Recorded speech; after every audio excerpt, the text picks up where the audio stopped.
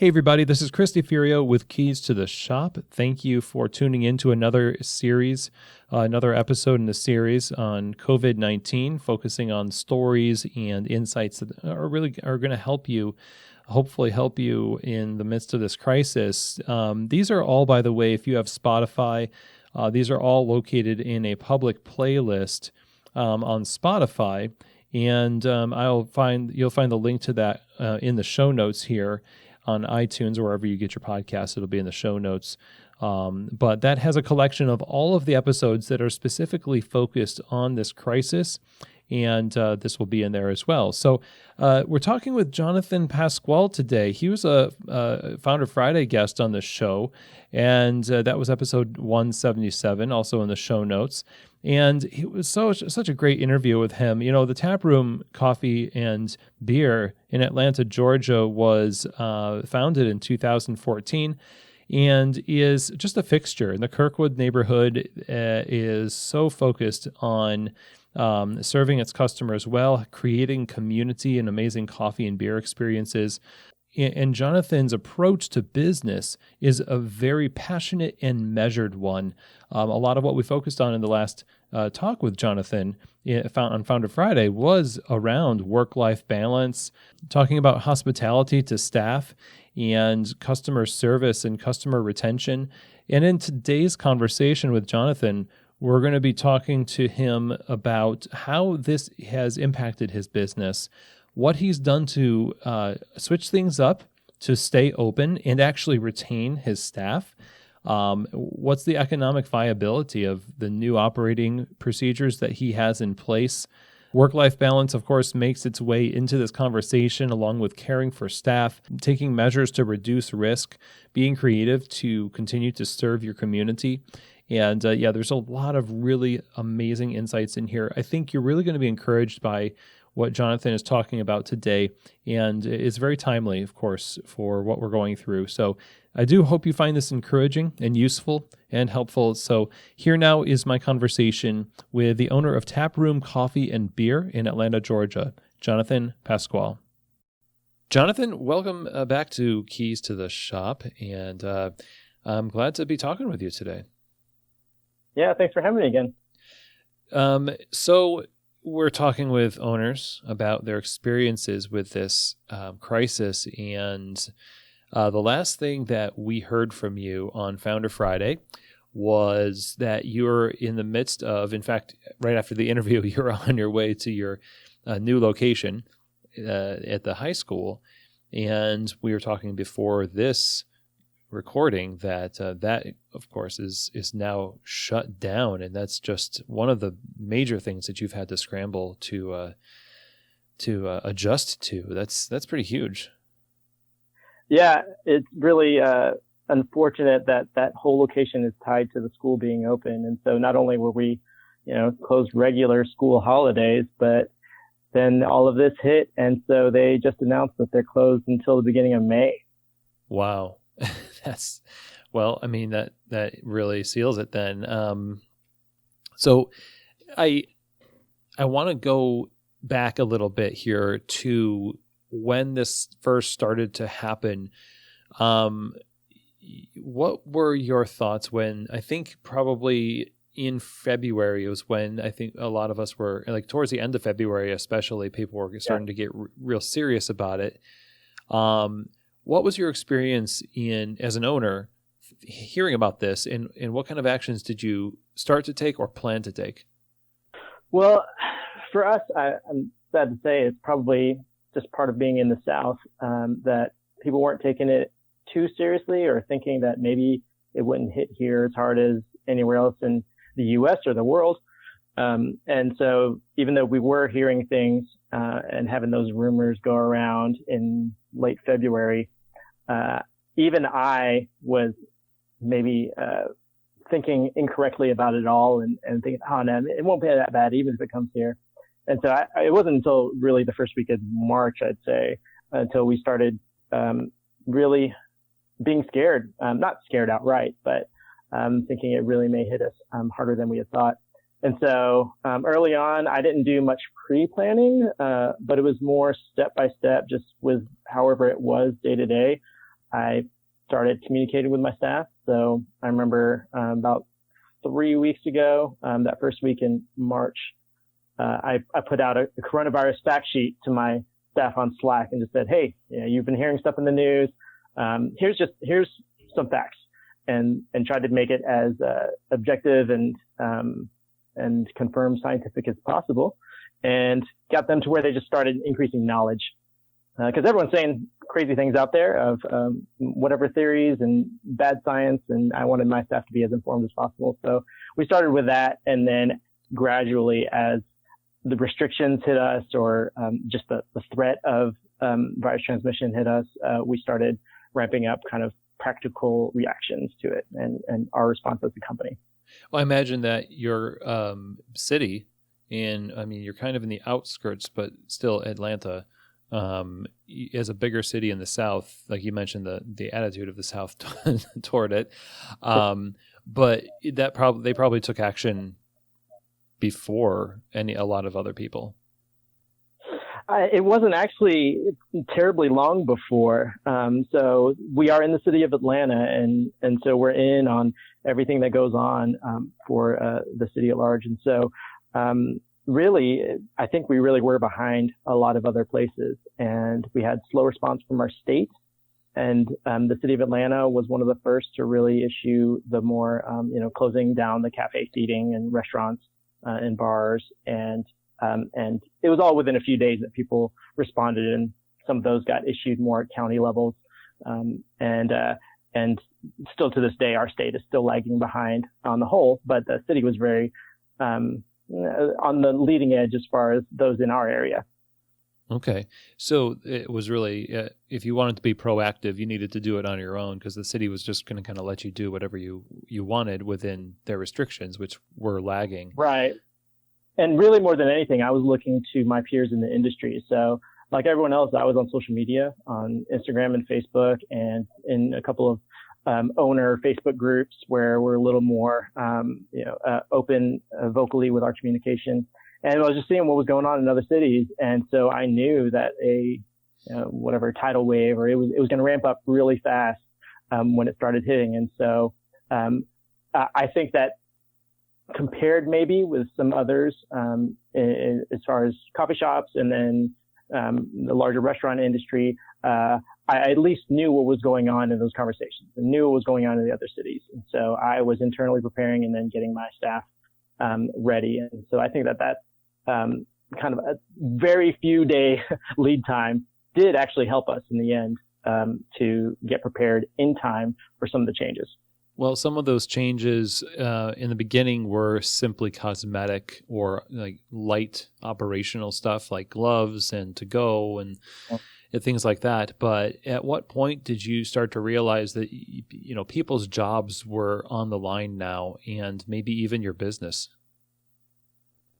Again, it's hard to pinpoint because of that really intangible, like it's just the feel of what's going on and the sense and people's gut feeling surrounding it all. And so I started getting a little bit more nervous about it a couple of weeks ago, and really saying, okay, what objective responsibility do I have here for the health of my staff and my customers, and then connected to that, our community and the greater public.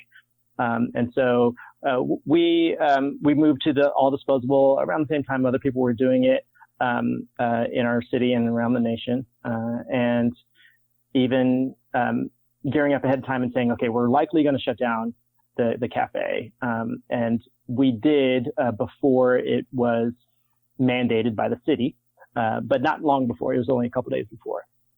And so I think I wasn't really prescient in predicting things ahead of time and really reacting way ahead of time. It was just maybe slightly before some of the others, I'd say, and it was serious. And I still am concerned for taking as much care as possible so that my staff doesn't get or that we lower our transmission risk as much as possible. And that's always the case with correct food service procedures and sanitation of dish ware washing, hand washing, keeping a clean environment and bar and everything. And so we were already aware of those kinds of things and trying to keep up to standards aside from any of this coronavirus stuff. And then with it ramped up even more. And I'm really blessed to have a store manager who she is very particular about us keeping the standards, just the base level health code standards. And then in this time, really going above and beyond, so that I think that the store is cleaner than my own house. And we have better procedures there than my family does.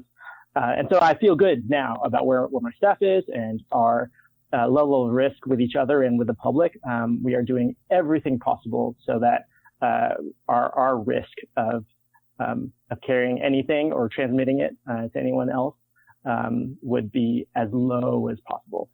That's great. So when you mentioned like your staff, I wonder, have you maintained all your staff thus far?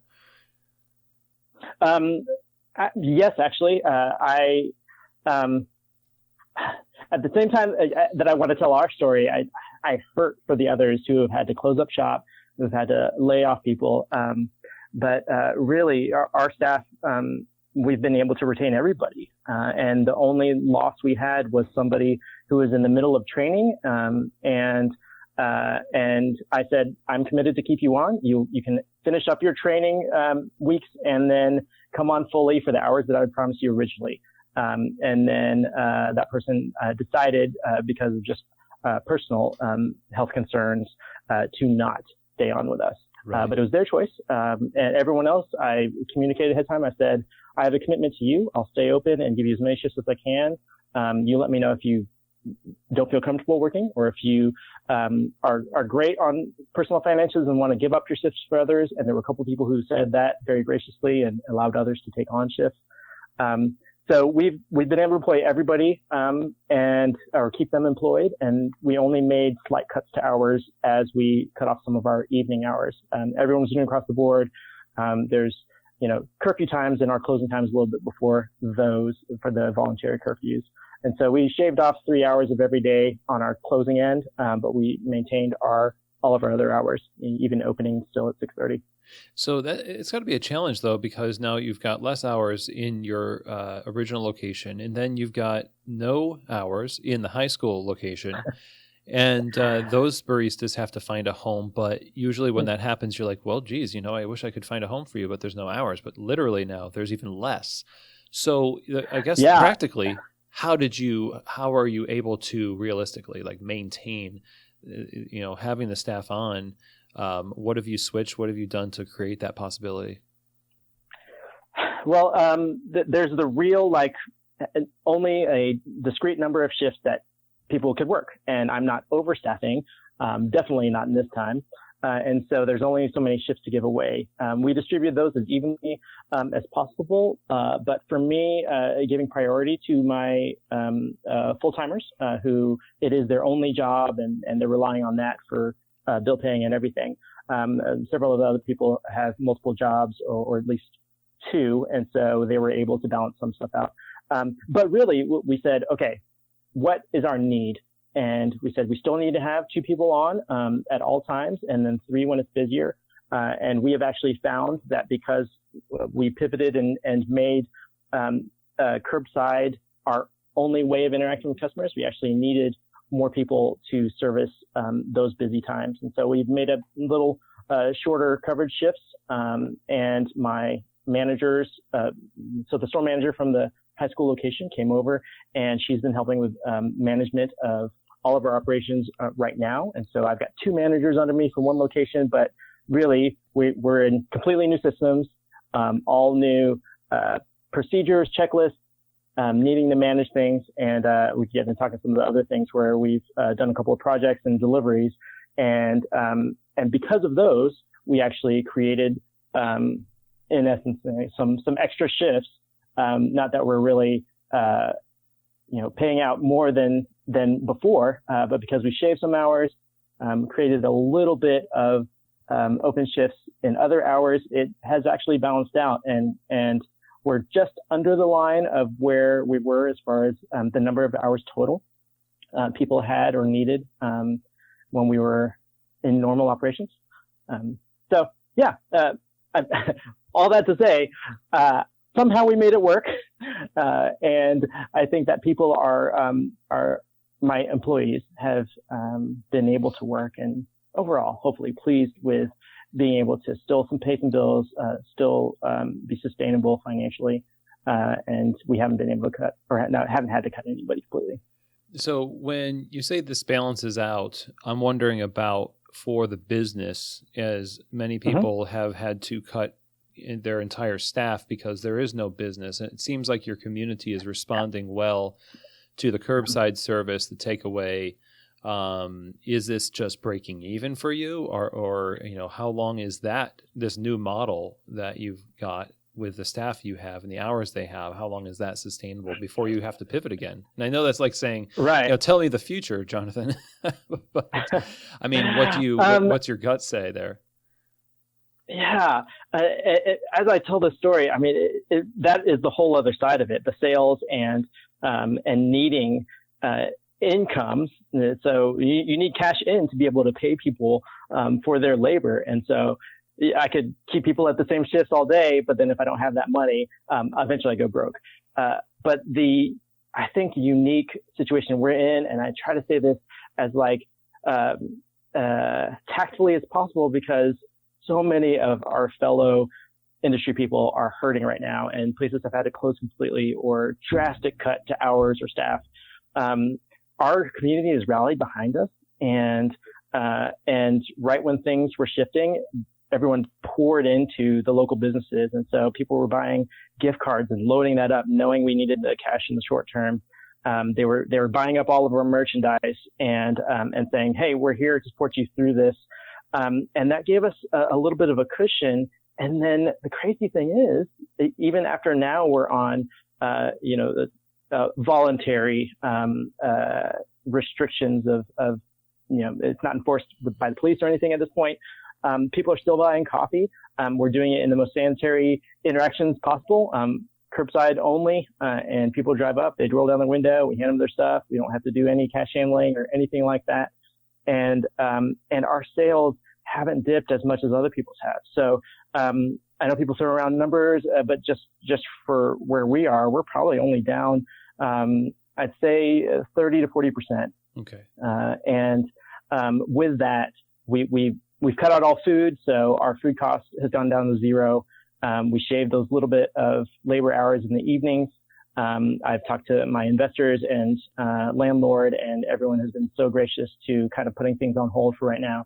So as much as possible, our operating costs we've lowered. And then with the lowered sales levels, we're actually maybe about at a break-even pace right now, at least this week. And things are changing day to day, week to week. But our community giving us that cash cushion by pouring into us about 2 weeks ago with all gift cards and everything can really float us for several more weeks. And as we continue to refine things and offer different things, maybe open up different revenue streams, we have had a lot more cushion than I think some of our friends have had in the industry. Well, that's really great to hear. You mentioned earlier that with this whole new operating system, you had checklists, you've got these supporting operational documents. I think that's really important to have, because I feel like a lot of people are, and they're doing this well. They're pivoting. They're trying to get on with a new thing because they don't have time to not do it, so they're jumping on it. But it is also not supported in the documentation or making a checklist so that you can accomplish it well. And it's cool that you're leaning into it so that it's just like any other thing that you do at the cafe, that it has to be optimized for it to work. Yeah, and right now, communication is key. So we have a very active Slack group, Slack channel, where we put out all staff communication, and we've been on there every single day, keeping our staff up to speed. And again, the store manager who's in charge of our main location, she said, our old checklists are out the window. I mean, we have no food program. No one is coming in the cafe. We have completely different systems. We have to come up with new checklists. And so she made sure that we had new, opening shift checklists, mid-shift, shift change checklists, closing duties. And we put those right out on the counter and taped them next to the register and said, these are the new ones for as long as we need them to be. And so we're hopefully systematizing and making it to where there are standards that are easily communicated or more easily communicated than just saying everything by, whoever's on the shift. We'll make this decision and hope that the word gets around. We communicate on Slack. We put it in writing. We're trying to all get on the same page. And it's difficult when things are changing daily. So I kind of said this to my manager, said it's like we are opening a completely new coffee shop every single day and trying to make all these decisions on the fly and not being able to predict what the next day will bring. And I learned a little bit, a couple of days too late, that I actually was leaving too much to my managers to take on for themselves. So especially our main store manager, she was really carrying a lot of that stress, and I didn't realize, me as the owner, this is usually the position I'm in when I'm opening a new shop. So I said to her, and I said to the whole staff, hey, right now, she's not the go-to. I'm the go-to. So you have a question, you have a problem, you need something clarified. Give me the text, give me the phone call, ask me for clarification, because I'm the one, the buck stops with me right now. And so had to jump back into the pilot seat for the whole company, and saying, all right, right now everything's so new and so fluid. I've got to make all those judgment calls in the moment. Okay, so how did she? I'm sure she felt pretty relieved that you did that, or not. Like, how did that go? I think it did come as a relief, and maybe she didn't even realize how much she was carrying that weight just by default, because that's usually her role. But it is usually her role within set systems when everything's the same year to year. And so it was almost hour by hour, things were changing. And then again, a couple of days too late, I realized, oh man, I should have been in that position, this whole time and led strongly from that. So, I hope she has accepted my apology for that when it stressed her too much. But we're trying to make it work day by day and with proper management structure. All of this, when I hear it, it's exhausting. Here's the thing that I think when you hear about companies that are pivoting and they're changing their business model, and you're like, oh, that's cool. That's cool that they're doing that. It's not just cool. It's exhausting. It's like, along with the uncertainty that comes with it, it's a lot of work to change your muscle memory and where you let yourself rest mentally, if at all. So I wonder if you could talk to me a little bit about two things. Your own mentality through this and the weight of it so far on you, and then your staff, because it seems like there's no time to rest. So how are y'all caring for each other and yourselves? Well, if you remember when I came on last time onto the podcast, I was very passionate about sharing about work-life balance. And some of that, having good balance, good rest in life, and being able to plan out and see your family and see your spouse and anything like that. None of that was thrown out the window in crisis mode. And so, yes, there's a lot more stress in the moment, the day-to-day, and in needing to make decisions, needing to come up with new systems and survive. But as much as possible, in that, I'm still encouraging my staff very vocally, like, okay, you are still people. I'm still a person. I'm still a husband and a father. And then, so I can't just check out on them and spend 24/7 in the shop saying, I need to make this work, and then, ruin my personal life. And so balance has still been so key. My wife and I, when we have 4 kids, and all of them are at home right now, and taking care of them is a full-time job, but we both have full-time jobs. And we have said, okay, we're splitting the week. She works 3 full days. I work 3 full days. When we are off, we're with the kids on kid duty. And we have one family day where neither of us works and we're all together. And that's it. And yes, I'm answering texts and doing crisis management and taking care of things when everyone goes to sleep. But I still practice personally that balance. And today sat down with my staff and this is the latest I've ever pushed out, next week's schedule, but I put the schedule out and I said, okay, as the store manager, let me give you still your 2 days off in a row. And let's make that happen as much as possible. And it was back and forth and we came up with it. And so she still got her weekend. I'm not expecting everyone to be overworked and underpaid, just so the business survive. I hope that we make great decisions as managers and me as the owner to make the business viable so that we not only survive, but we come out on the other side of it still human, still with healthy relationships, not stressing out and pulling our hair out and crying every day through it all. So I hope that I'm actually still carrying through with that same work-life balance, the emphasis on that for me and my managers and my staff, those are the everyday baristas. I say, I'm committed to you to keep you employed. You do your job. Outside of that, take care of yourself. And then trying to keep an active communication with them. So last week, I called up as many of them as I could to talk to in person or on the phone and to say, how are you doing? What's going on in life? How are you doing financially? Where are you with being scared about your own health or, family members, anything like that? And we touched base, and I'm going to continue to do that through all of whatever the situation is or how long it takes, because I need to care for them as people. They're not just, my grunts who are coming in and clocking in and doing the job and me leaning on them or me saying, you're the ones out there, I'm just going to be with my family. No, we're sharing all this, as evenly as possible, with our different roles. So people have the roles of making drinks. Others are going to have the roles of keeping up with inventory and our vendors. I'll have a primary role with vision and, those big picture business decisions, and putting it all together. But hopefully through that, we still, maintain that work-life balance. I really love hearing that. It's easy to find yourself relying on your staff to their detriment, to allow them to work themselves into those corners. And there is a loyalty that staff have to each other and to the business, and mostly to each other. So if they see the other staff are suffering, they're like, well, I have to work, and I'll come in and I'll fall on the sword for the company and for the team. And so it's great that you're stepping in there and saying, oh, no, you're not.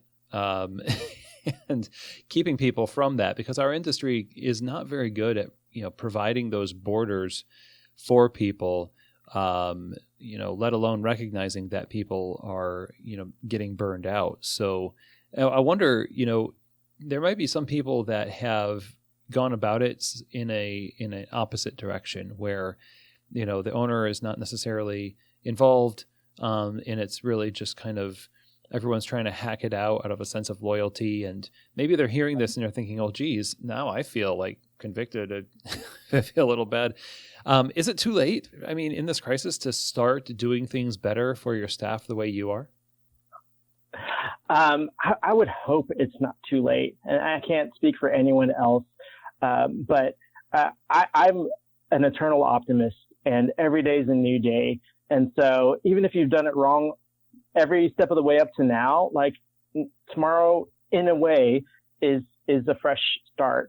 And I know that's maybe that's a platitude or whatever it is, easier said than done. But we know so many coffee shops that have the absentee owners and maybe not strong in management skills or in vision or anything like that.